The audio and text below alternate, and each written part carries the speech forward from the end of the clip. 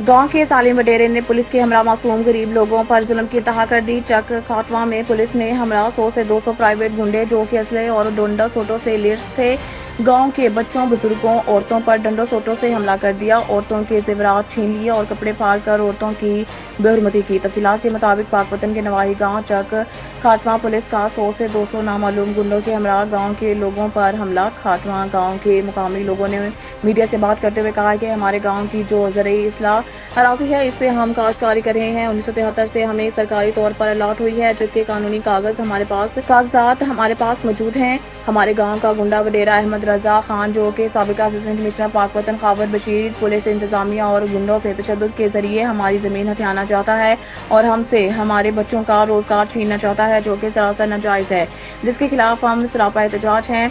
हम वज़ीर आला पंजाब मोहतरमा मरियम नवाज साहिबा, IG पंजाब डॉक्टर उस्मान अनवर और chief justice high court Lahore Malik Shahzad Ahmed Khan से इंसाफ की अपील करते हैं कि हमसे हमारे बच्चों का रिज़्क ना छीना जाए। इस ज़मीन पर हमारा कानूनी हक है। मुकामी लोगों का मजीद कहना था कि अगर हमें हमारा हक ना दिया गया, हमें हमारी ज़मीनों से महरूम कर दिया गया, तो हम अपने बच्चों के साथ मिलकर खुदकुशी कर लेंगे।